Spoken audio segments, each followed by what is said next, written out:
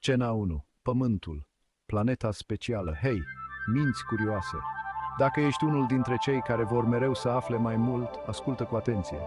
Te-ai întrebat vreodată ce face Pământul atât de special? În primul rând, suntem la distanța perfectă de Soare. Nu e nici prea cald, nici prea frig, e tocmai bine pentru apa lichidă, esențială pentru viață. Și apropo de apă, Pământul e plin de ea. Peste 70% din suprafața planetei noastre e acoperită de apă, creând condiții perfecte pentru o mulțime de ecosisteme. Hai să vorbim și despre atmosferă. Atmosfera Pământului e ca un scut protector, plină de oxigen ca să putem respira și care ne apără de radiațiile periculoase din spațiu. În plus, avem și un câmp magnetic. Acest scut invizibil ne protejează de vânturile solare care ne-ar putea fura atmosfera. Dar stai, mai e!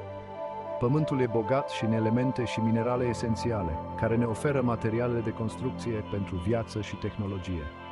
Așa că data viitoare, când te uiți la stele, amintește-ți, am câștigat la loteria cosmică. Pământul nu e doar casa noastră, e cel mai norocos loc din univers. Rămâi curios și continuă să explorezi.